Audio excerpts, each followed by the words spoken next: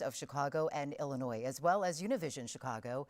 And tonight, all 9 candidates who met the requirements to appear on the ballot for this election next month are with us right here in the studio. They are community activist Jamal Green, Alderman Sophia King, State Representative Kim Buckner, businessman Willie Wilson, Cook County Commissioner Brandon Johnson, former Chicago Public Schools CEO Paul Vallis, Mayor Lori Lightfoot, Alderman Roderick Sawyer, and Congressman Jesus Chuy Garcia. Joining me to ask questions tonight are ABC 7 political reporter Craig Wall and Univision Chicago anchor Enrique Rodriguez. So here are the ground rules for tonight's 90-minute long debate. Yes, we're going to be here for a little bit, which, by the way, all of the candidates have agreed upon. The candidates will each have 45 seconds to answer each question. The first candidate to answer each particular question for that round will get another 30 seconds for a rebuttal if they so choose. At the end of this debate, each candidate will get 1 minute for a closing statement. The order to respond to the first question was determined by ballot order. That is also how the candidates are positioned with their podiums here in our studio. So let's get right to it. The first question tonight goes to Jamal Green, and it comes from Craig Wall. Craig. Well, crime and public safety are a top concern for many voters, and while murders and shootings have declined over the past year, they are still on the rise and up from where they were 3 years ago. Many people also still very concerned about carjackings and the random attacks that seem to happen all too often. What is your top priority to make people feel safer? Well, thanks for the question, and thank you for hosting this, ABC. Our main concern in our administration is to make sure that we're addressing the root causes of public safety. Politicians have been continuing to do the same thing over and over again, expecting different results, and that's why we're here today. We must make sure that we are investing into neighborhoods so that we're creating new homeowners and thriving business corridors, that we're investing into young people where they have apprenticeships 13 to 25. We reopen up those mental health facilities. We make sure that we institute trade and tech hubs back into our school system so they have a pipeline of middle-class jobs, and police will be the support system. We must address the root causes and give folks alternative and allow them to live middle-class lives all throughout the city of Chicago. All right, Jamal, thank you. And Sophia King, 45 seconds. Yeah, so safety is the number 1, 2, and 3 issue that's facing our city. I represent from downtown to Hyde Park with Bronzeville in the middle, and the number 1 request I get is for more police presence. Now, we know that police are not the only solution. We have to get to the root causes, which is why I have a plan that does both. So I also know that we can both uplift police, we can hold them accountable, we can have safety and justice, and that's the type of leadership that I'll bring to the 5th floor. All right, thank you. And our next candidate, same question, 45 seconds, Cam Buckner. Listen, make no mistake about it. The murder rate in Chicago is too high, and the clearance rate is terribly too low. What you'll hear a lot tonight from a lot of my colleagues here is that the answer to this is things like drones or militarization of our police force or defunding the police. None of these are the right answer. What we have to do is make sure we invest in safety and justice and have a balanced approach. I've put forth a plan called Safer 77 that does exactly that, putting money in communities and the people who are doing the work on the ground. We need to pass the Peace Book Ordinance in the City Council. We need to pass the Anjanette Young Ordinance in the City Council and find ways to invest, once again, in communities and strengthen our law enforcement apparatus so they can do their job in a constitutional way. All right, thank you. And to our next candidate here, same question, Willie Wilson, 45 seconds. Well, I'm definitely pro-policeman, meaning taking some of the strict rules and regulation off the police officer so they can do their job. Take the handcuffs off the police, put on people who's actually doing it. Put 4 police officers into a car and split it up, integrate, split up the city in 4 segments, making sure that people get their off days. You know, police is short now, about 1,600 to 2,000 police officers. Add more of them. Take and also expand the retirement age from 63 to 65, so we can bring in more police officers to get the job done until we get back up to speed. Okay, thank you. And now to our candidate, Brandon Johnson. Same question. Well, this is something that we're feeling all over the city of Chicago. It's a serious problem, and it is very personal. My wife and I were raising our family on the west side of Chicago, and we've recently had to change a window from one of the bullets that have come through our home. Now, what you're going to hear on this stage is the same old talking points from 40 years ago that has failed, this so-called toughness. And do you feel any safer? That's why you have to be tough and smart. So I'm calling for what works.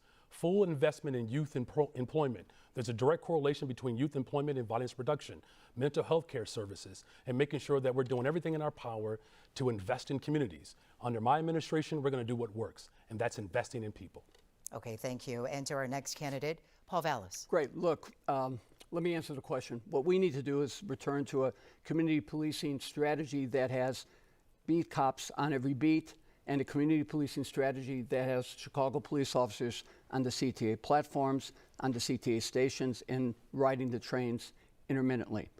Last year, there were over 400 high-priority 911 calls that were not responded to, including 32,000 assaults in progress. Warrior Points, I think, reported about that. When you have that level of unresponsiveness, you have rising crime. And when you don't make arrests, you have no accountability. So at the end of the day, we've got to return to a policing strategy in which there are police officers covering the beats, police officers providing protection on the transit system. Okay, Paul Vallis, thank you. And to Lori Lightfoot. Well, of course, my primary goal is to make sure that Chicago is the safest big city in the country. And we've made progress year over year, ending down 14% in homicides, 20% in shootings, but I recognize that people in the city don't feel safe. So we've got to keep working on the strategy that we know is making progress, taking the guns out of the hands of criminals, holding violent, dangerous people accountable, and making sure that we hire more police. 950 were hired last year. We've hired over 200 detectives. But progress is something that we've got to keep making. We've got to make sure that we're holding ourselves accountable, and we've got to listen to the people in neighborhoods who are closest to the challenges because they're closest to the solutions. We'll make the investments that are necessary to keep our streets safe. Okay, thank you. And to our next candidate, Roderick Sawyer, 45 seconds. Thank you.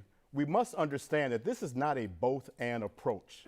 Obviously, during safety, we want to make sure we have an effective police force, and having an effective police force, also a constitutionally compliant police force. We want to make sure that they're abiding by the reforms, they have geographic integrity, but we also have to look at what we're doing. We don't talk to children enough when we're talking about youth-related crime. I'm glad that Representative Buckner mentioned the Peace Book because I'm one of the prime sponsors of that, but I am not the architect of it. It's a group of young people that wrote that and made sure that if they're a part of the problem, they want to be part of the solution. We need to listen more to our youth, engage with them, and really work on that together in order to really ramp down crime.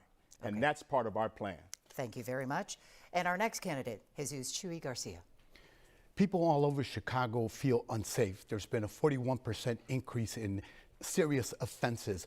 I published my plan last week at the City Club. It basically consists of ensuring that our department is fully staffed, fully funded, and modernized. There will be new leadership in the Chicago Police Department that will implement the consent decree. It's the roadmap to ensuring greater tranquility in Chicago. In addition to that, there will be comprehensive community development and investment in communities. We will invest in violence prevention. I have the history and the experience in doing that. Chicago can become safer. Building trust between community residents and the police is at the heart of ensuring that we have a safer Chicago. Okay, time is up. Perfect. Thank you. Jamal Green, because you were the first one to go in this round, 30 seconds if you would like. Yeah, well, I'm trying to figure out how do we continue to allow the mayor to lie about the numbers. We are not down when it comes to before her administration started. Last year, the year before last, it was a 25-year high. So, of course, we're going to have some sort of a decrease. We've had 700 plus homicides for 3 years in a row under the mayor. And she has not been connected to the neighborhoods or to what's going on the ground. And we need to stop lying about the numbers and talk about how we're going to have a new administration. All right, Jamal Green, thank you for that. We have to move on to our next question right now for everybody. It will be answered first by Sophia King for this round. It comes from Enrique Rodriguez. Enrique. Judy, thank you so much. The reality is that residents don't even feel safe going to work anymore. And just to give you some examples, recently we've been reporting on the alarming robberies that street vendors on Little Village have been suffering at 2 or 3 in the morning when they wake up and go to work. Just last week, we reported 4 robberies of USPS mail carriers. So this is very concerning. My question to you is, what is your plan to protect workers who have to go out on the street day in and day out to make ends meet? Thank you for that question. I agree with Jamal that we need to talk about true numbers. So police, we need more police. They're not our sole solution to this issue, but we have a plan that puts police in the communities where they belong. Right now, they are not equitably distributed. I had an issue the other day where a group of people called 911 because they saw young men with guns, military grade, and the police did not show up. The beat cops were someone else. We need to make sure that this is a priority. We need to make sure we have equitable distribution of police and that they're in the places where we need them the most.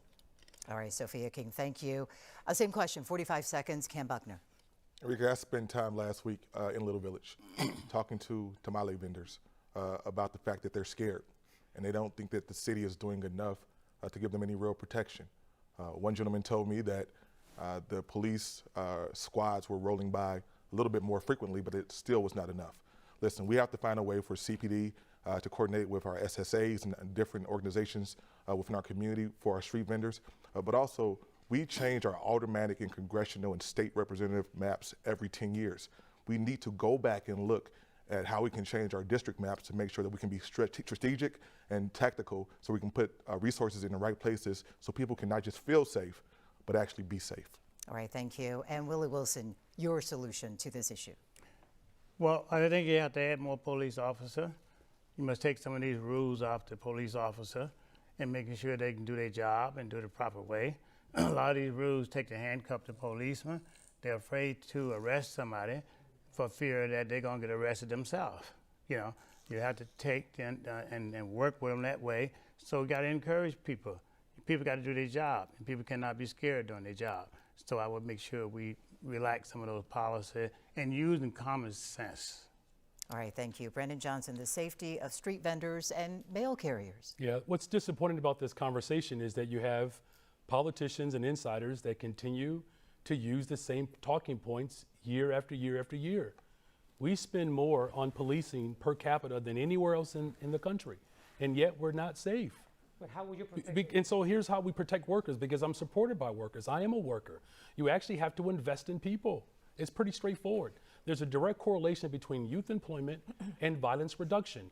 Here's what we also have to do. We have to make sure that we are providing support on the front lines with mental health care responders, because most of the calls that are coming through are mental health crises. We need to relieve the pressure off of law enforcement so they can focus on protecting those vendors. That's what my plan is, and under my leadership, we'll have a better, safer Chicago. Thank you. And 45 seconds, Paul Vallis. Look, the bottom line is we're short police officers. We're 1,700 police officers down when the mayor took office. And we have private security, $100 million in private security, can't make arrests, $15 an hour security, policing the CTA. Are you kidding me? The bottom line is there's no substitution for having beat cops who can respond to the 911 calls. When you had 32,000 911 calls, high priority, not responded to, those, You're not answering the question, Mr. I'm talking about assaults and batteries in progress. That means there are not enough police resources available. So we have to fill the ranks. We have to push the police officers down to the local beats, and we have to put police officers on mass transit. That's the only way that we're going to have the resources to respond. All right, that is your time. Thank you. And now, Lori Lightfoot. So let me answer the question directly. You ask about what we are doing with the vendors in Little Village. We've been in Little Village working with those vendors hand in glove to make sure that they are doing things that they can do to protect themselves, like not using cash, making sure that the cash that they do take in is secure. But I'll tell you the thing that we don't do. We don't protect workers, we don't protect residents by blaming the police for not showing up, for not making arrests, for not responding to calls. You've heard a lot of rhetoric here, a lot of sound bites, but not a lot of concrete solutions on how we get the job done and make our residents and our workers safe. We're doing it every single day. I think the follow-up is, and your solution is? I just explained it. We have been in Little Village working with those street vendors, understanding what the nature of the crime is, making sure that we're doing things in concert with them to help them make sure that their money is secure, not use money, if at all possible, using other forms of transactions to take care of themselves. But fundamentally, we don't do it by blaming the police, as you've heard over and over again. We have to move on to our next candidate, who is waiting to respond. Same question, 45 seconds. Roderick Sawyer. Thank you. And I do understand about long-term solutions and investments in people. I get that. But the question is, how do you protect those workers? Those workers want to be protected right now.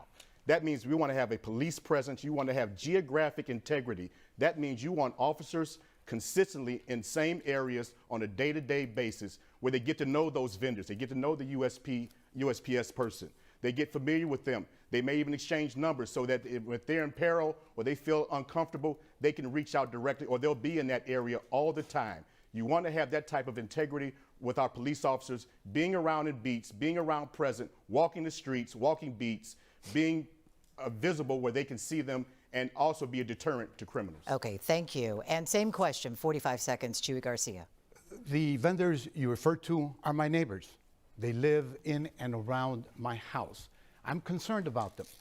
What I would do is prioritize violent crime. I would move some of the citywide units to patrolling streets in neighborhoods across Chicago. I would hire more civilians to free up uniformed personnel who would prioritize violent crime.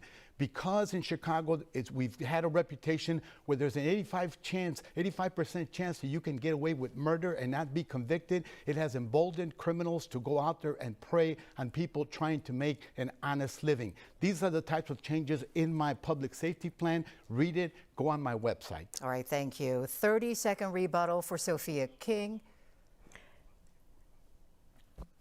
Oh, Jamal Green next, sorry. Yes, okay. 45 seconds for Jamal Green. All right, you know, it is important that we listen to those vendors, and we got to be connected so that we can hear their concerns. What we're dealing with when it comes to public safety is that we haven't been dealing with this problem for many years. We've been just throwing money at police, and it's exacerbating to these levels. We need new technology, so call stations at every main street, new light poles so that it's more lit, and then we also, the best way to protect workers is to also make sure that we're creating more jobs for folks to get off of the streets. Young people should be at apprenticeships, or they should be at a program throughout the day and on weekends. And we got lead pipes. We can have a massive jobs program so that we can get folks to change our lead pipes in the city of Chicago because it is environmentally hazardous. So we got to really address the problem, create more jobs, get folks off the street, and protect our workers. Jamal Green, thank you, and I won't let that happen again. All right. 30-second rebuttal now for Sophia King. So I agree. Investing in people will not get to the immediacy of crime. We have to do that too, which is why we have a violence intervention program which gets to hundreds of millions of dollars in violence intervention. This administration had $85 million to spend on that, and they didn't. They spent less than $5 million. But putting police in the communities where they're needed the most, we also have a plan to get 50% more police in the communities where they're needed the most, not inequitably distributed, but equitably distributed so that they can be where they need to be at the right times. Thank you. And now Kim Buckner will be answering this next question first, and it is coming from me. Young people in Chicago have faced a lot of trauma, gun violence, a global pandemic, and learning loss because of that. Schools across the country are seeing an uptick in disruptive behaviors. Teachers report some younger students are 2 grades behind socially in school. The U.S. Surgeon General says our youth is facing unprecedented mental health challenges. So the question is, what is your plan to address youth mental health? Kim Buckner first. Well, thank you for that question, Judy. The pandemic did not break us. It revealed to us what was already broken about us, about our systems, about our processes, and about the things that we find important. Our young people have been left behind, and we know that there is a real epidemic in this city of mental health crises going on. I believe in the treatment, not trauma model. And I also have rolled out a very comprehensive mental health plan, one of the only people on this stage to have done so, that talks directly and making sure that our young people have the ability to get resources. I talk about opening up 20 clinics. I talk about making sure that 4 of those clinics are 24 hours, 365 days a year, so we can meet people where they are and make sure that we are giving people the proper tools that they need to deal with the issues that are addressing them. All right, thank you. Willie Wilson, same question.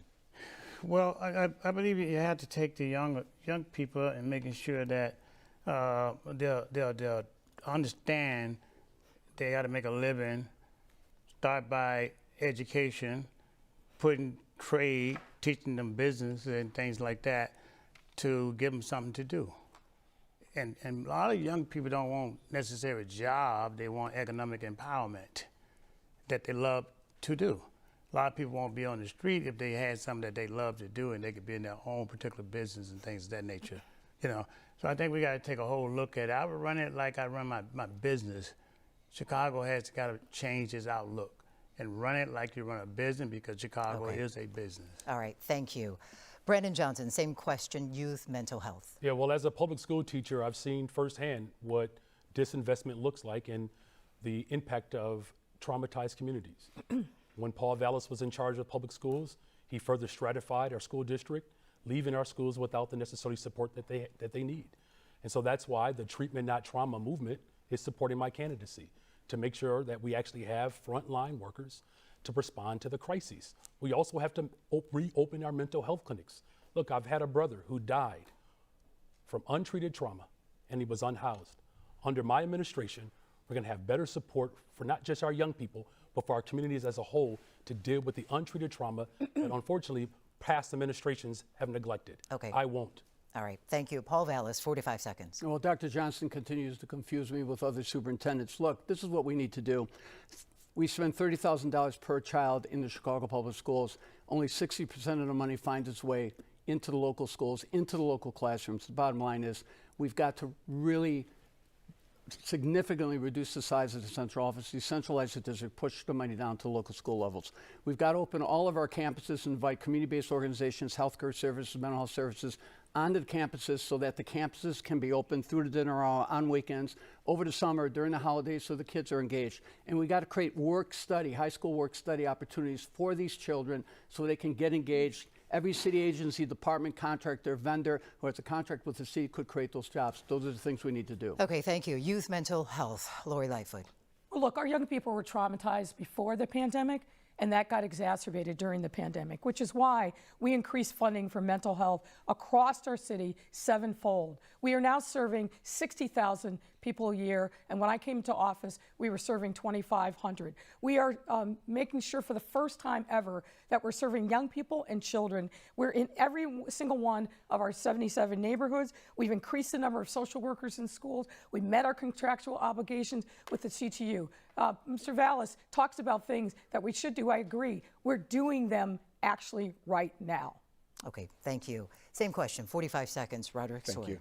I like to think that I was contributing to the fact that we're doing 7 times increase of mental health funding, because when I first became mental health chairman, I visited every mental health clinic. And what I did notice, each clinic was underutilized, it was not open long enough, and they were not serving children. When I reported back to the doctor for public health, we talked about these things, and I believe that she would send them to the administration, and it got them notice that we were not doing what we should be doing. We're not notifying people that we had mental health clinics. We weren't telling them all the services that we provide for free. So I like to think that this 7 times increase was part of what we were doing, part of what I was doing as chairman, getting that information out to the people that needed it and let them know that we need to invest more in these services, particularly for youth. Okay, thank you. Same question, Chuy Garcia. The pandemic was brutal to families and especially low-income people, especially children and students. There is a greater need for mental health services today than ever before. Concrete steps that I would take is I would hire more clinicians and partner with Cook County government, with President Preckwinkle, to utilize the network of city health clinics and county clinics, 24 and 14 respectively. In addition to that, we should explore collaborating with community health centers to increase the availability of mental health services. This is how we turn the corner on this very pressing issue and address the needs of students and children. All right, thank you. And 45 seconds to Jamal Green. You know, our kids deserve better. I'm really sick and tired of hearing the urgency that they're trying to say on this stage, but we have somebody here at every level of government, a congressman, state rep, commissioner, alderman, a mayor, and yet I don't see that same urgency when I'm in these neighborhoods. Our young people are suffering. They need safe spaces. They need mental health support in our schools. The ratio to counselors to students are ridiculous. We need to reopen mental health clinics, that are institutions that are tackling mental health holistically, not just psychiatry, but yoga, boxing, karate, etc. I have a community center that we're trying to open up in Gresham, but our mayor is holding that back. They need safe spaces to go. They need safe spaces to grow and be better. Okay, thank you. And candidate Sophia King. Yeah, there are two professions that we throw everything at their feet that we are unable to solve: teachers and police, and they're both speaking with their feet. They both need more help, especially our teachers. We need to bring professionals like clinicians into the school to help deal with the mental health insecurities that our kids have. But engagement is something that we need to do most too. There's no reason why we couldn't have after-school programs in K through 12 for our students so that they can be more engaged. We also have to bring the trades back to the schools so that children that do not choose college can have something that they can also look forward to. So I would be increasing engagement in schools as well as bringing mental health professionals back to the schools. Thank you. And since you went first, Cam Buckner, 30 seconds. I agree with the mayor. The young people in Chicago have been traumatized, and this administration has made it worse. And it's unfortunate. The truth of the matter is that when young people in Chicago were crying out for resources, this mayor and this administration gave them curfews. We couldn't even keep pools open in the summertime in Chicago. There is something wrong with that. As my grandfather used to say a long time ago, don't tell me you love me, show me you love me. The city has to do that to our young people. All right, thank you. We're going to move on to our next round right here. Our next question will be answered first by Willie Wilson here, and it is coming from our Craig Wall. Craig. Access to transportation is what we're talking about here. In some communities, residents need to take 2 or more buses to either get to school or jobs or to the doctor's office. Others very concerned about their own public safety when they're on the CTA. If people cannot rely on public transportation to get to the school or jobs or to see their doctor, these are significant barriers to opportunity. How would you remove these barriers so that people can reasonably get from one place to another? Well, the first thing I would do, you have to make sure you put armed security on the CTA, bus, L, whole 9 yards. You gotta hire more police officers and get them on board. You gotta stop playing politics so much. You look, this particular administration now, she feels safe, the mayor office feels safe, and the people's afraid. If you got 91 police officers guiding her, what about the people, all right? You should look at if you really care about people's safety. You got to look at everything. You got to cut the budget the right way and make it work. And that is your time. Thank you. And to Brandon Johnson next. Yeah, look, it's very clear that the public transportation system here in Chicago is unsafe and unreliable. You know, my family, we rely upon the public transportation system, and we can tell you firsthand what it's like to sit and have to wait. And that has a lot to do with the fact that we have the same old tired politics that continues to leave families behind. And the truth of the matter is, if you have a transportation system that the workers don't feel safe, the riders don't feel safe, it means we have to make sure that we're providing critical investments. To be a real world-class city, you have to have a transportation system that works for everyone. I've done it as a Cook County Commissioner, collaborating with PACE and Metra. CTA refused to come to the table. As Mayor of Chicago, the CTA will be at the table, and we have a better transportation system under my administration. Okay, thank you. And Paul Vallis, 45 Look, whether seconds. it's access, maintenance, or for that matter, cleanliness, the CTA has failed across the board and it needs new leadership. But bear in mind that the ridership right now per day is down about 500,000. Don't blame it on COVID, blame it on crime, blame it on the perception that the CTA is unsafe.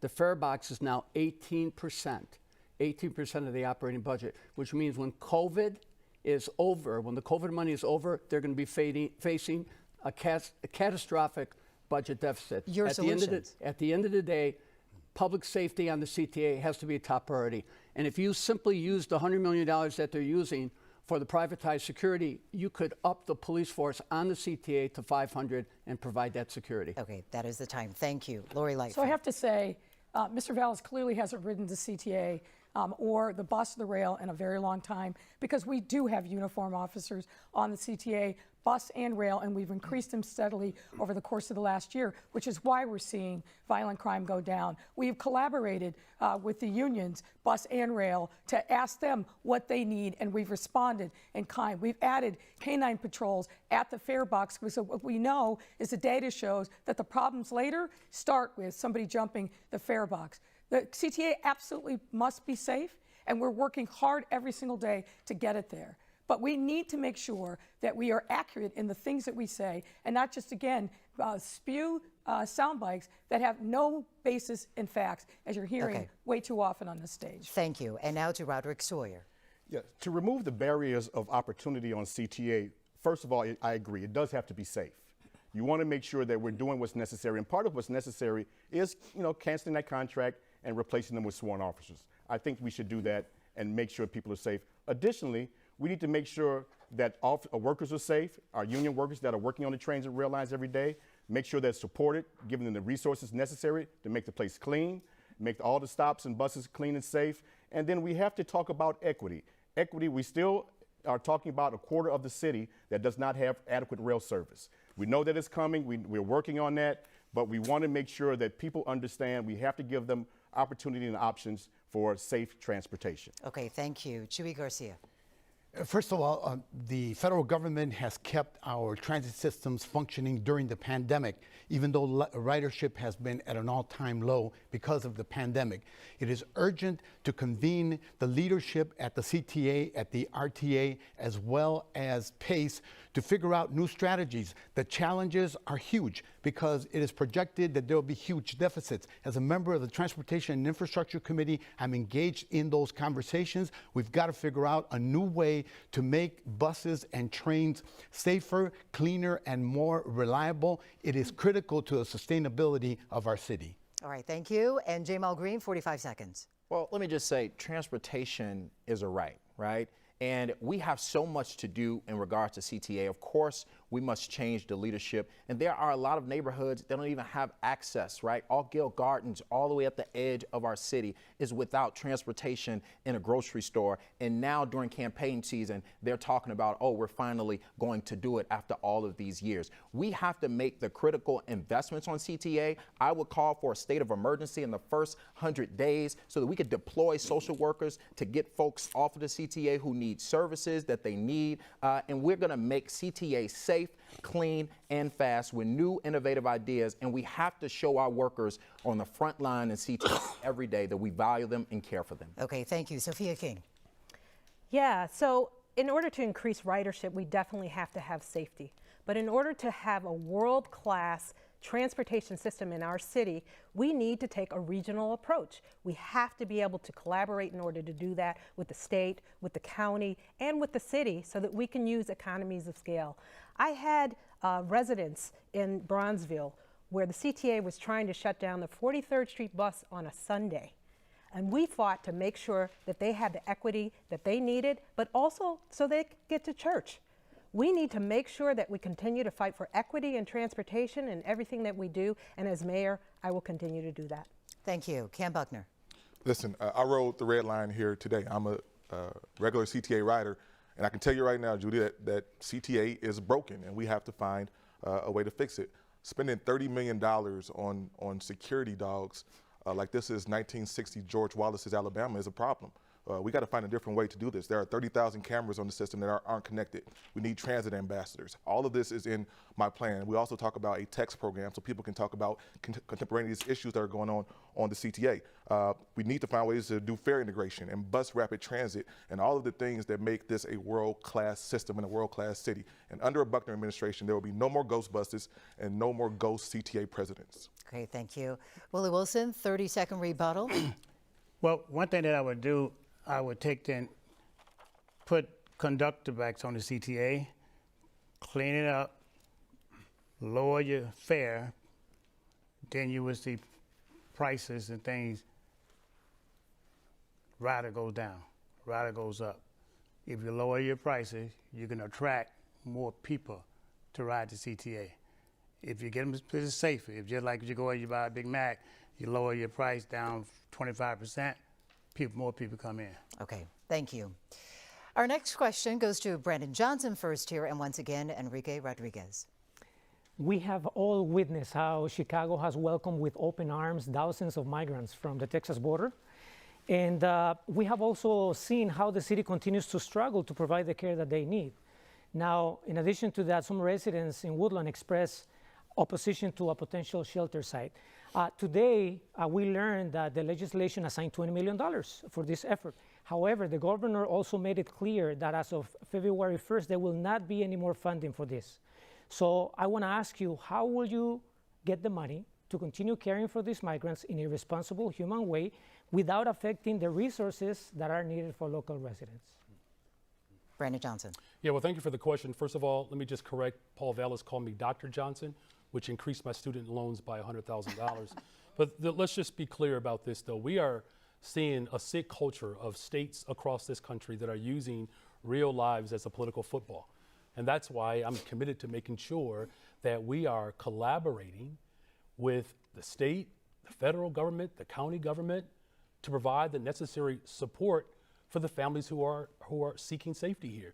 But we also have to make sure that those who are here, who want and need those investments, that we're not pitting communities against one another. Under my administration, we can protect those who are here while also encouraging folks who want support and safety, that we can provide that for the families who are seeking support in the city of Chicago. Paul Vallis, 45 seconds. You know, the first thing is to stop baiting other governors and start grandstanding. I mean, you can't basically grandstand and say we're a sanctuary city, we're inviting everybody in, and then not have a plan for dealing with people when they do come in. Our approach during the Chicago public school years that Gary Chico and I were basically operating the schools was to really accept children, regardless of who they were, where their background was, support their families if they needed it, extend all the services in kind of a natural way without having press conferences and without basically making them the focus.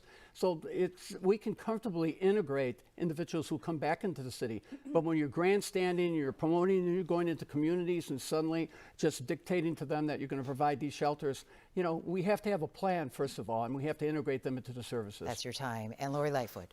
I think I just heard Paul Vallis say that we should not call out racist, xenophobic practices of governors like Greg Abbott who are treating migrants like freight.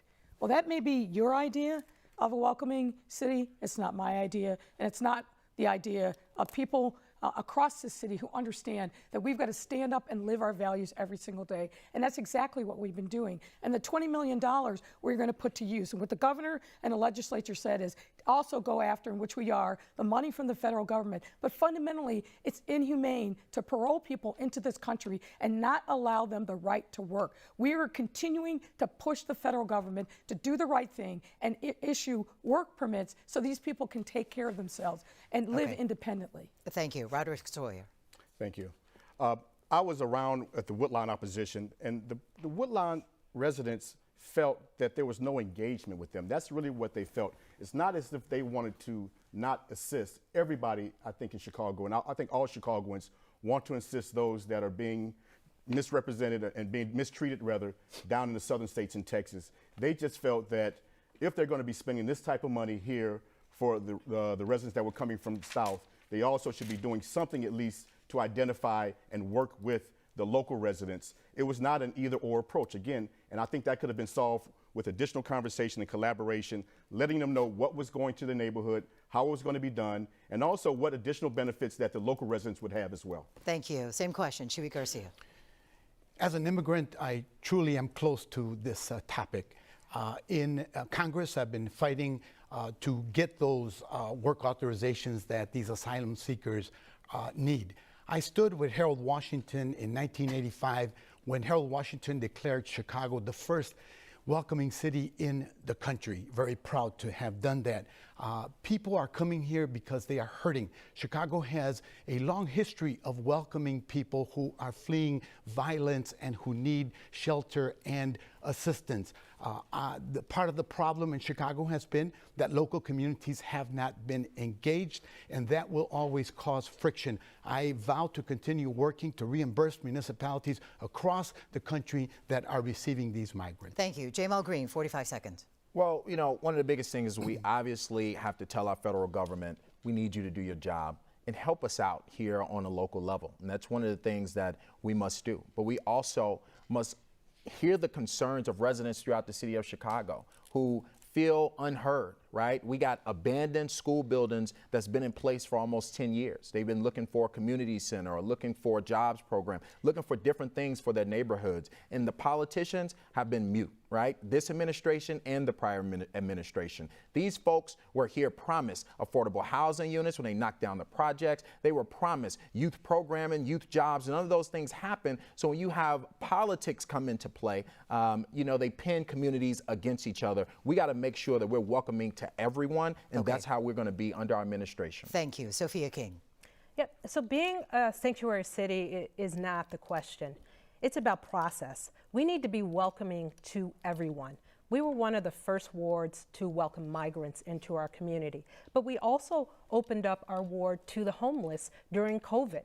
So we have to look at the tension between the two. We can't only be welcoming to migrants and not be welcoming to the people who are existing here in our city already. That's where the tension lies. And I agree that collaboration is part of it. If we had had more collaboration with the fifth floor, we could have done a better job. Also, it wasn't a surprise after the third and fourth and fifth bus were here. So we should have had a good plan to make sure that we could incorporate these new people into our city. Okay, properly. thank you. Cam Buckner. Julie, this is a personal issue for me. My wife, Bernadette, is a first-generation American, born to Cuban and Ecuadorian parents who came here in the 1980s for a better life. And so as we have these conversations about being a welcoming city, we can't just be a welcoming city in theory. We have to be one in practice, as I've heard from my colleagues here, both for the folks who are here and have been here and for the people who are coming. Listen, we have to ramp up our permanent supportive housing programs for these people. And we also have to look at the fact that it takes 150 days for an asylum seeker to get a work permit.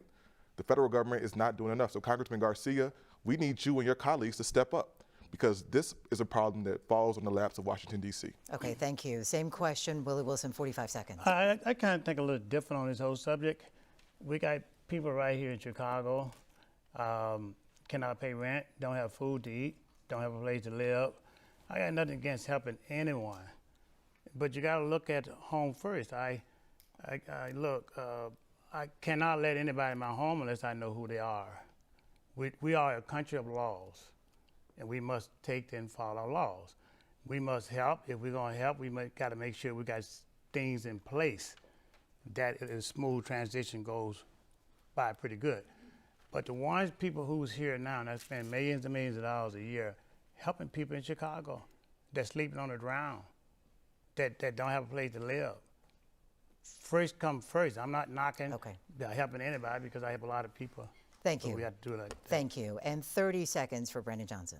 Yeah, well, look, we know the federal government has to step up, but we have to make sure that we have a plan here in the city of Chicago, and it has to be collaborative.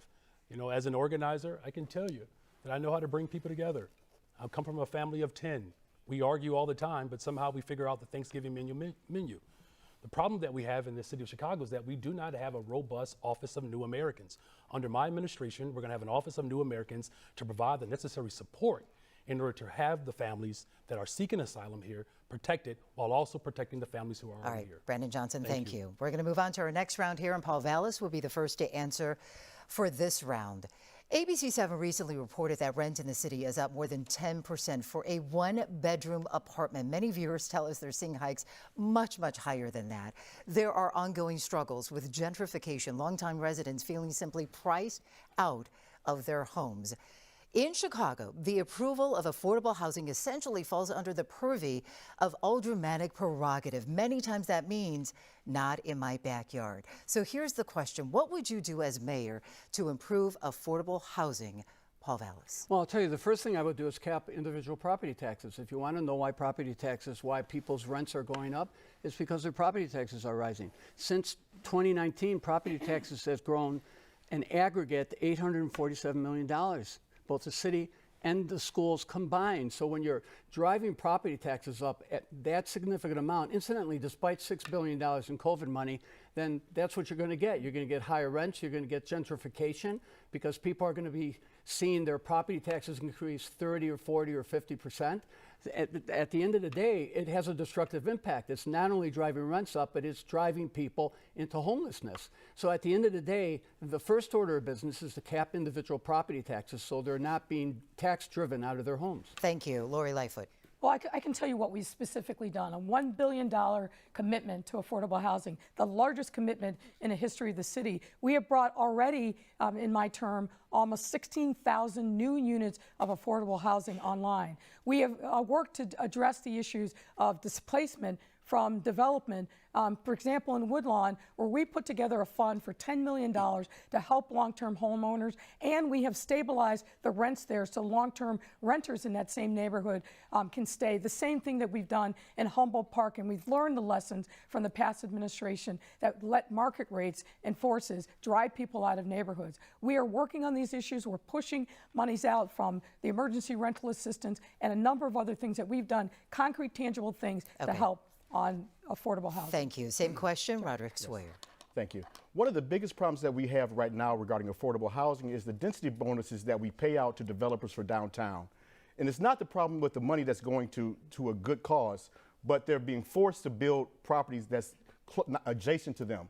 So they're trying to build affordable housing in the Fulton Market area, which doesn't make sense. When I have abundance of land in Inglewood, and I'm sure my colleagues in East Garfield Park and Lawndale, we have lots where you can build affordably, really affordably, and use that same density bonus money to invest in our neighborhoods that are really seeing no investment whatsoever. They're abandoned, they're vacant, and we need to do better with spreading that money around to areas that really need it so that we can help individuals as it relates to affordable housing. Thank you. Affordable housing, Chuy Garcia.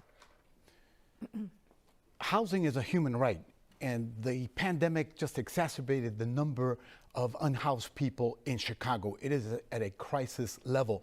Things that I would do to increase the production of housing, I would use the infrastructure dollars that will be coming to Chicago and other cities as well. I would tap into tax increment financing dollars to also assist. I would use loans and subsidized loans as well as grants to help people, especially people who need help improving their homes to be able to stay in homes that they lived in for a long, long time due to gentrification pressures. We also need to streamline the process to build more housing and not be a stumbling block for nonprofit developers, especially on the west and south sides. Thank you. Jamal Green, 45 seconds. Yeah, affordable housing is such a huge issue. We got to do several things.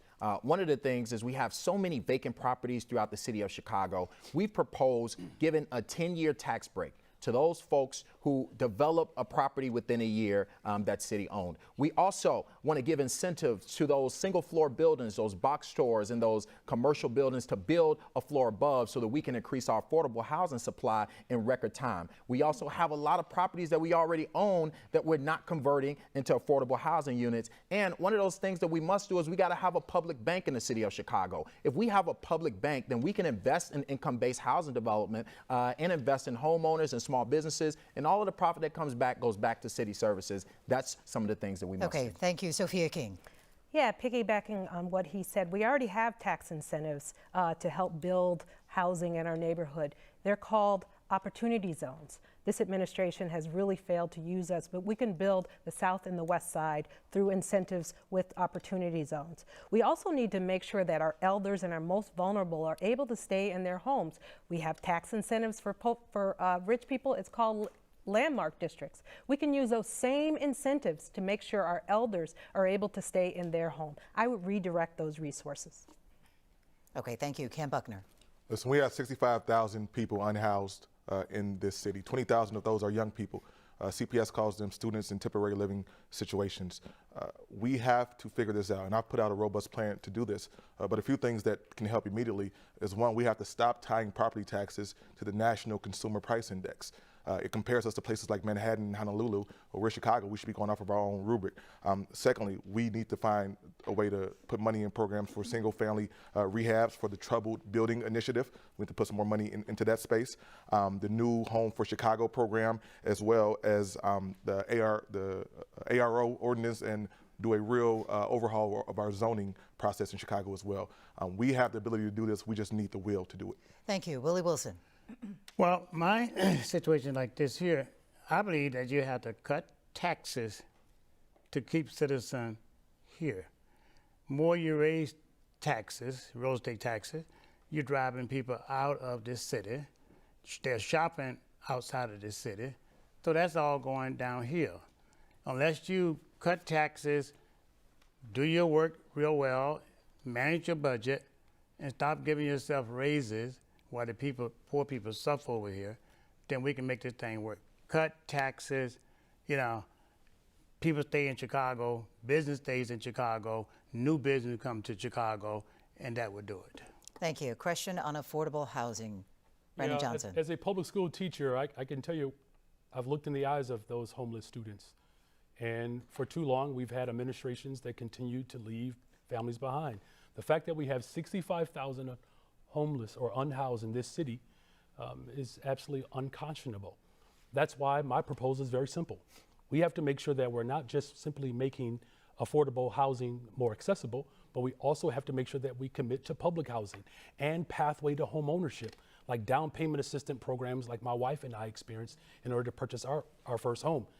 Under my administration, we're gonna have a better, safer city with full investment in access to public housing, access to affordable housing, just like I built 2 affordable housing units as Cook County Commissioner. Okay. I'm gonna do that when I'm mayor of the city of Chicago. Thank you. You went first in this round. Paul Vallis, 30 seconds. Great. Look, there are a host of things that we can do to expand the pool of affordable housing.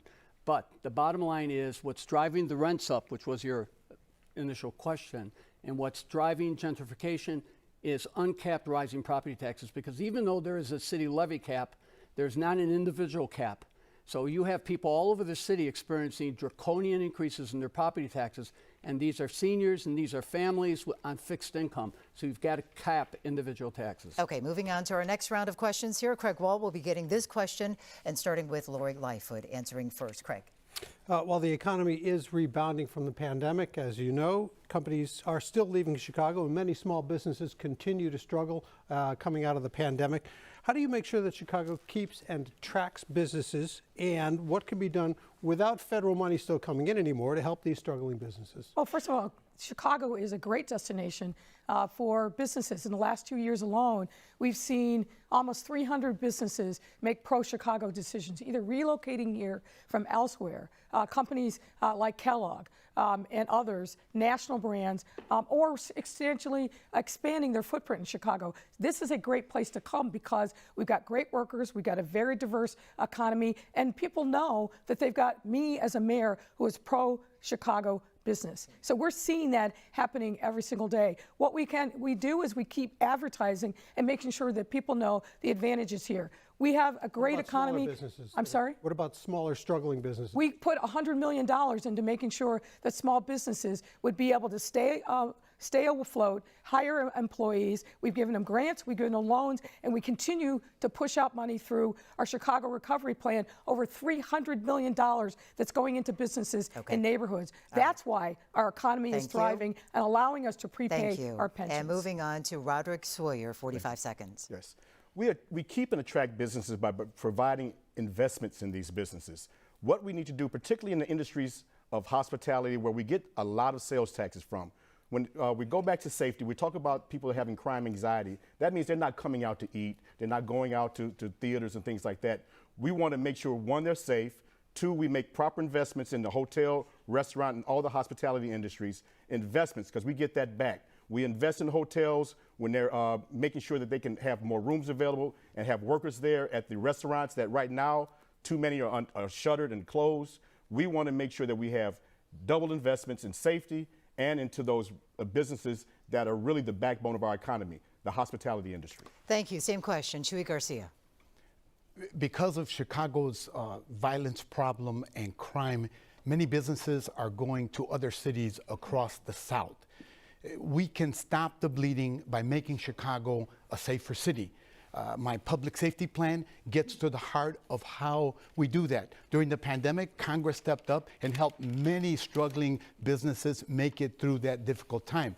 I have an ordinance, a bill pending in Congress, which has resulted in new regulations that will come out, programs that will assist disadvantaged business enterprises, minority and women businesses to thrive in this time. But addressing the safety concerns can take us to many other opportunities that can be achieved in Chicago. Okay, thank you, Jamal Green. 45 seconds. Well, as a small business owner and a person who around small business owners each and every day, I understand what we must do in our administration. And one of the first things that we must do is we must stop targeting business owners. We're going into businesses, inspecting them and finding them for little stuff just to make money for the city of Chicago. And we must create more small businesses where their first business license is free in our city to show them that we appreciate them for creating opportunities. We'll invest in a citywide apprenticeship for young people to address the shortages, and we'll pay for that. And we will streamline permanent licensing and fees so that we can make sure that small businesses can open up throughout the city of Chicago in record time, and we're going to hold ourselves accountable to those measures. Okay, Sophia King. Yeah, listen, if we don't have safe communities and good schools, companies and people are going to continue to leave our city. We have to be intentional about small businesses, however. I represent the Michael Reese development, which is being heralded as one of the most equitable developments in the city. We've got a $25 million commitment to schools, a 20% commitment to affordable housing on site, and we were very intentional about writing down prices for small businesses. So we have to be very intentional about making sure our small businesses can stay in the city of Chicago. Okay, same question, Cam Buckner. Listen, we're bleeding. We're bleeding businesses. We saw it with Boeing. We're seeing it with the Bears. We're seeing it with mom and pop shops around this city. We need real leadership that can inspire people and have real conversations with business owners about why to be here. We need stability, civility, and predictability in this space. We also need safety, as we said earlier. I represent the Magnificent Mile in the General Assembly, and the mayor told the shop owners there that it was their fault that what happened to them in 2020 happened. Listen, many of us thought that this administration would raise the bar, but all we've seen is raise bridges, an attempt to raise taxes, and a raise murder rate. We have to do better. Thank you. Willie Wilson. Well, I am a business person. I understand business. It's about crime and taxes.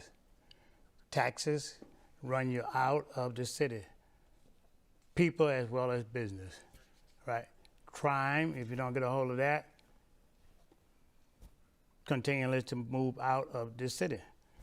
Taxes, real estate taxes, bridge taxes, air taxes, eat-in taxes, out taxes, red light camera taxes. It's not friendly enough. I run business, I understand.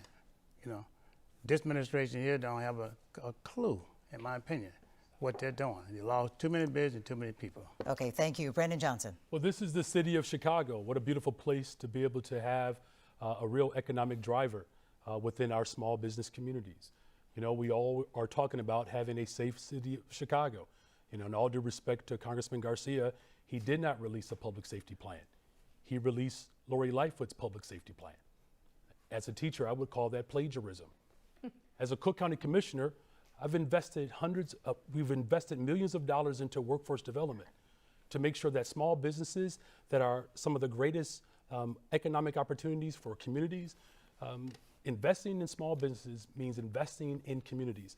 And that's what I will do as mayor of the city of Chicago. We will have a better, thriving business community under my administration. Okay, 45 seconds for Paul Vallis. Look, safety, number one priority with businesses. It's impacting business property, it's impacting their workers, and it's impacting their customers. Secondly, we really haven't provided the type of COVID relief for businesses that were adversely impacted, not only by the pandemic, but also impacted because of the destruction, because of the unrest. Third, property taxes.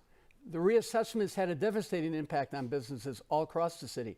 Many businesses saw increases, and I'm not faulting Mayor Lightfoot for that, for 50, 60, 70% increases in their assessments. You would have thought that they would have imposed some sort of a cap to allow the businesses to, in effect, transition into the higher assessments. So we've got to deal with the property tax issue. Thank you. Lori Lightfoot, 30 seconds. Well, I don't know what city these folks live in, but the one that I live in, international household names are coming to Chicago. Kimberly-Clark, Kellogg, Google. These are companies that could be anywhere in the world, but they're coming here and making significant investments. We are repurposing vacant storefronts to the tune of 300 different businesses all across our city. The investments that we've made in small businesses, $100 million in grant funds and also loans, a 7-county regional partnership that has addressed our economic growth. Okay. Thank you. We are going to move on to our next round now and going back to Enrique Rodriguez with our next question, and Roderick Sawyer will be answering first. Enrique.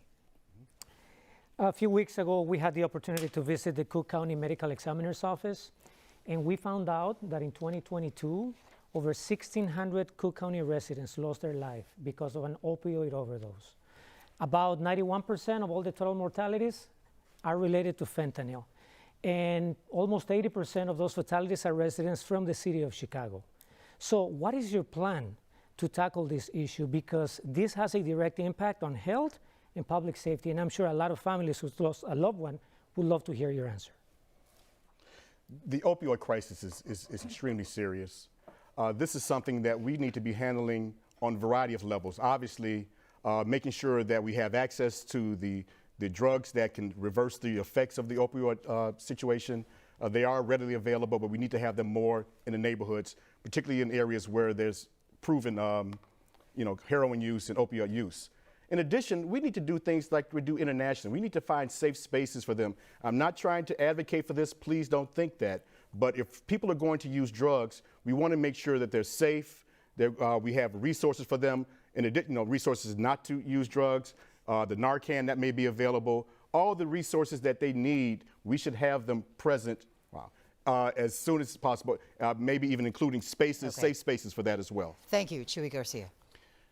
Addressing issues like the opioids epidemic requires leadership, and it requires leaders to be able to be collaborative, to get together and convene other leaders to figure out strategies for addressing this. Obviously, this is a public health crisis and one that requires leadership. I would convene with leaders of Cook County, with legislative leaders in Springfield as well, to figure out the strategies that this urgent crisis requires.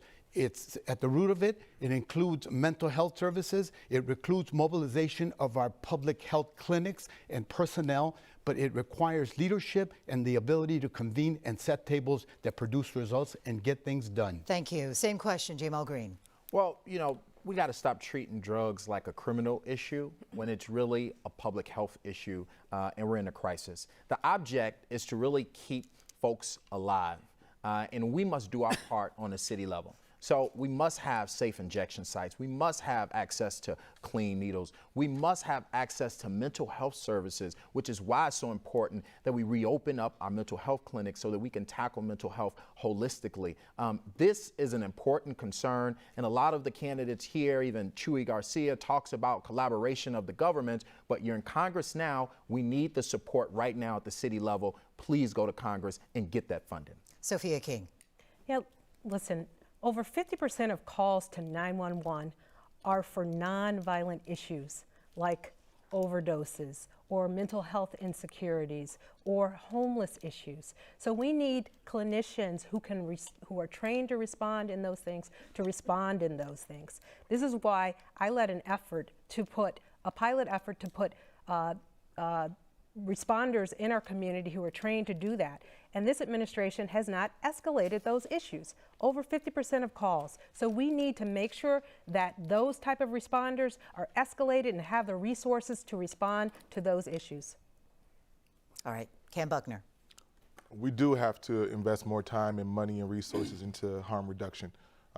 People in our communities are crying out for help, and we have not given it to them. I led the fight in Springfield to make fentanyl test strips available without it being labeled as drug paraphernalia for folks who are going through these troubles. We also know that we need to have more counseling and clinical services for people. CDPH needs to have a substance abuse apparatus that's available. We need to coordinate with the Cook County Health System to make sure that we are wrapping our arms around these people. And listen, let's be real, fentanyl is not produced by anybody in Austin or Inglewood. It's coming from somewhere else. So we need to find a way to make sure that there's civil liability for the people who are poisoning our residents. Same question, Willie Wilson. Well, I think we need to go and to the hospitals locally, downtown, in your neighborhood. Let people go there and get help until we open these clinics back up. They need to go there and get help free of charge so they can get back on their feet again.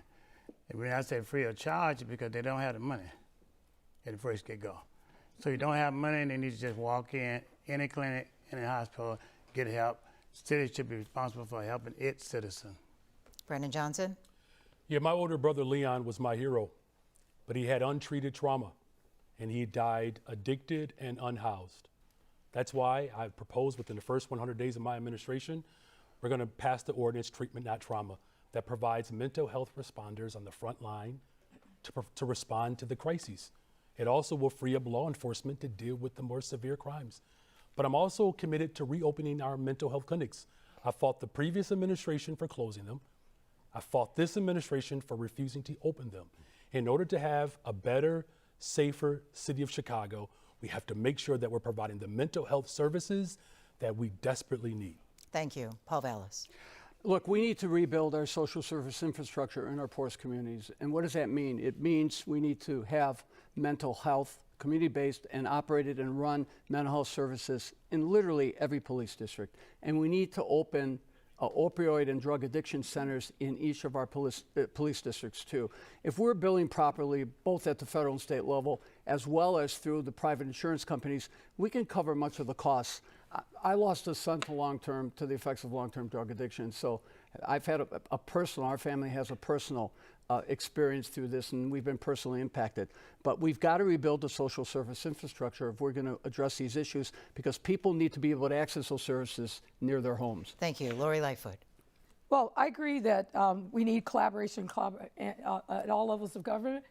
Congressman Garcia, you must have missed that when you were cutting deals with Sam Bankman-Fried, the crypto crook, Mike Madigan, the indicted speaker, and cutting red light camera deals, because we are doing that. CDPH, IDPH, and Cook County work hand in glove every single day. We've increased the amount of funding for care teams, which means teams that are alternatives to the police to go out and help those who are addicted. We've increased the funding for substance abuse addiction. We've increased the funding for fentanyl test strips and Narcan.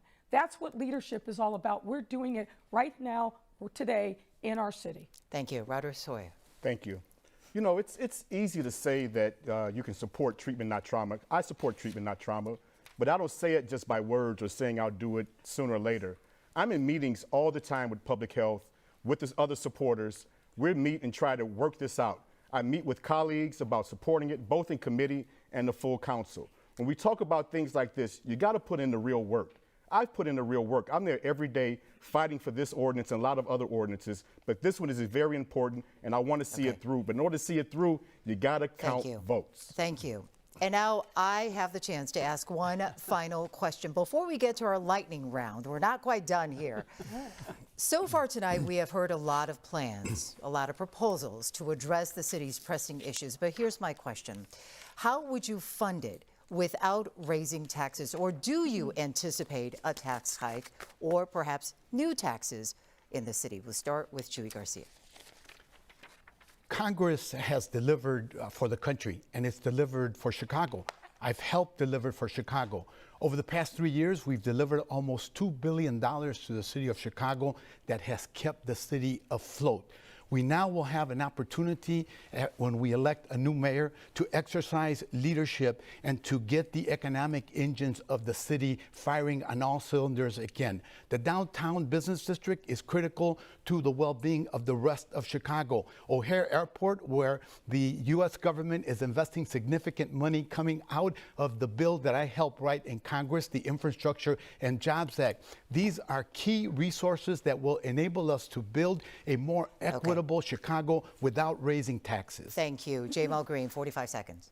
100%. We are not raising taxes. I mean, we have been taxed almost out of town. Most folks here want to leave our city.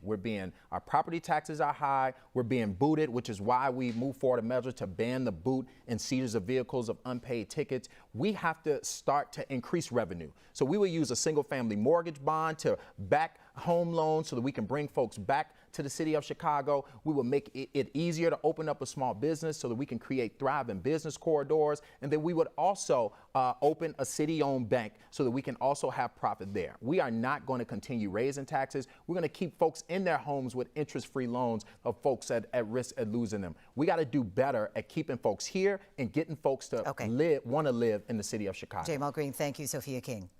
So yeah, in order to not increase our taxes, we really have to grow our city. And in order to grow our city, it comes back to really having safe communities and good schools. In order to do that, we need to make sure that we implement some things in the schools. Like I said, make sure that we have strong after-school programs. Make sure that we bring trades back into the schools so that our kids know that they have the opportunity. We also have to give incentives to teachers and police to make sure that they don't leave quicker than we can hire them. We can give incentives to them by giving 0% mortgages for vacant lots that we have. We can make sure, that they also have the resources to get vacant lots as well as home loans to make sure that they come back to our city and not continue to leave. 45 seconds to Cam Buckner. Yeah, the answer is not more taxes, it's more Chicagoans. We have to grow. And my plan puts forth some real clear parameters on how we help get the city closer to 3 million people by the next census, which is 2030. That's going to be important for our financial outlook. And listen, there are other things we got to do. We got to deal with our pension issues, right?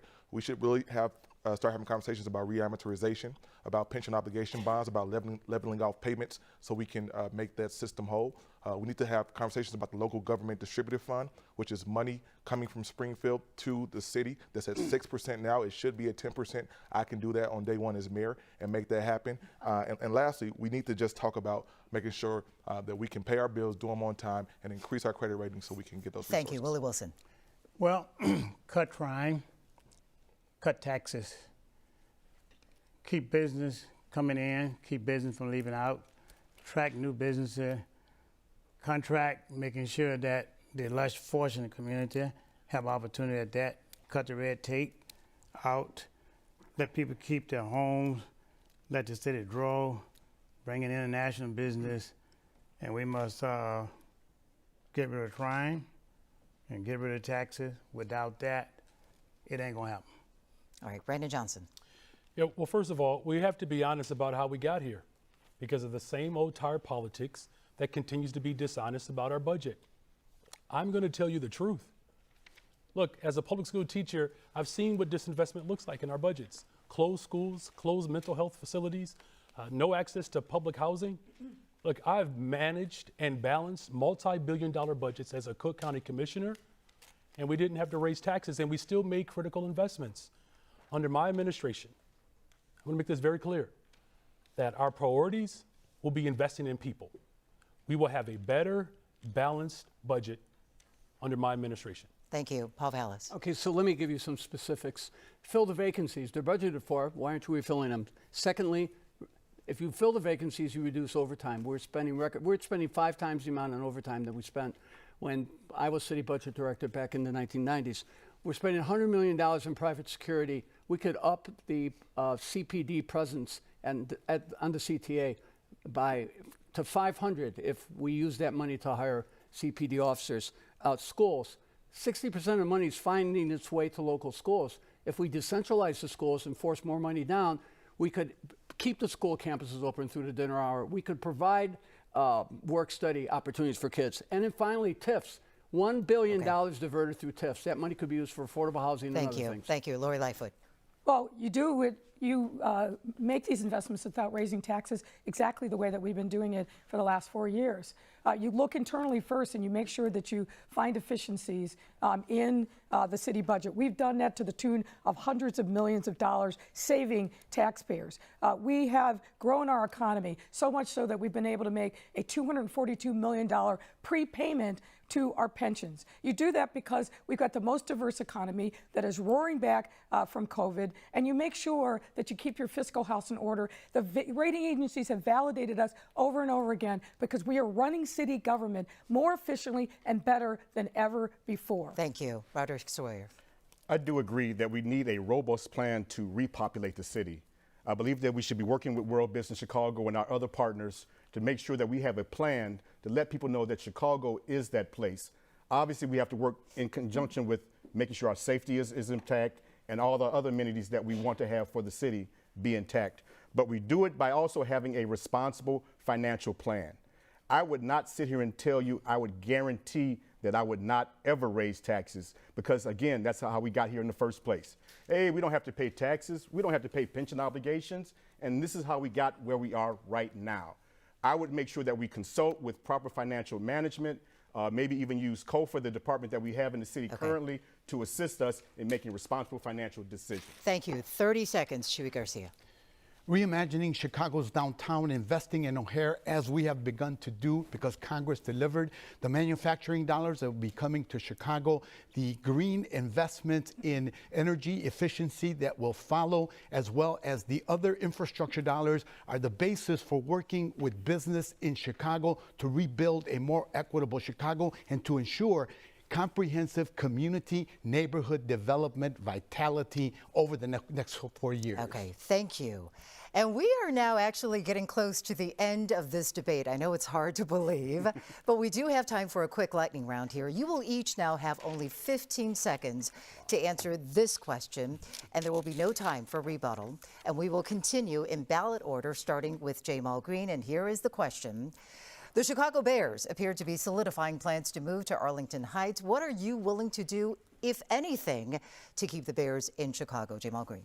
Well, my family are Bears fans, and they called me and said, keep the Bears here. But, you know, of course, they've already signed a deal. We would bring them to the table, but our priority will be city finances. Okay, 15 seconds, Sophia King. We definitely need to keep the Bears here, and they haven't signed that deal yet. So we need to keep them here. Either way, where the Bears are in Arlington or Chicago, they need state funds. It is more economically viable for them to be here so that they can make money on a daily basis and not just on game day. There won't be state funds going to Soldier Field or to keep the Bears in Chicago. I can tell you that right now. And I fought in Springfield to protect the people of Chicago from that happening. The Bears, I would love to see them play here, and I would love to come to the table with them, but if they can't, then... Lightning round, so we move fast. Willie Wilson. Simple. Bring another team here. Okay, Brandon Johnson. Listen, we have to listen and be prepared to negotiate. As I said, I come from a very large family of 10. I certainly learned how to negotiate when you're in a house with only one bathroom. Okay, Keep Paul the Bears Vallis. here. Paul Vallis. I think the Arlington deal is too profitable. We blew it. We had an opportunity to negotiate with them. We didn't. You can't insult them and then bring them back to the negotiating table. Lori Lightfoot. We're not done yet. We're not letting the Bears go. We're going to fight to keep them in Soldier Field. We've got a plan that we presented. I think they're interested. We're going to keep talking. Roderick Sawyer. I'm a fan, but unless you can put 20 to 30,000 additional people in those stands, I don't think it can work. Okay, Sorry. Chuy Garcia. It's time for the Hail Mary pass. Bears, if you're listening, let's talk. Let's talk about other locations in Chicago as well. Okay.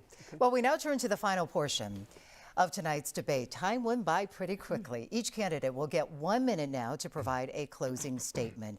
Now we are going in reverse ballot order, starting with Chuy Garcia, just to my right. 1 minute. I love Chicago. Chicago is the city that welcomed me as a 9-year-old boy with my family. It's why I became a public servant.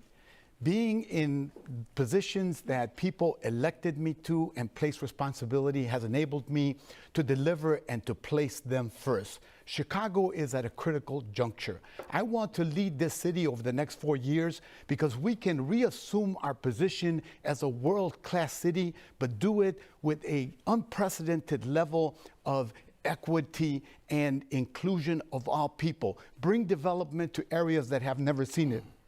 What does a new Chicago look like?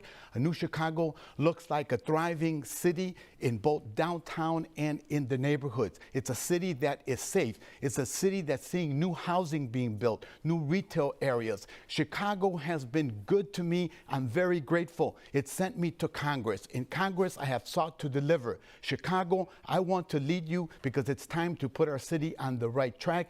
Thank you for enabling me in being a public servant. Roderick Sawyer. I'm a Chicagoan who wants what most Chicagoans want. High-performing schools, robust business district, stable housing, and I want to feel and be safe. Now, Chicagoans, you're about to make a decision come Election Day to decide what type of leader is going to get us there. I'm that leader. I'm that leader because I understand the importance of service. Service that was brought to me by my parents, my mother, Celeste, who taught me to study to show thyself approved unto God. And my father, Mayor Eugene Sawyer, who showed me how important service is to your family, your community, and your city.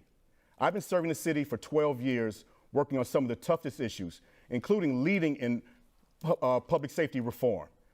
I am not only the person that has the most current and relevant city government experience, I'm the one that has the drive and determination, the composure, and the vision to see the city go to new heights to a point where you will also say, I am a Chicagoan. Lori Lightfoot.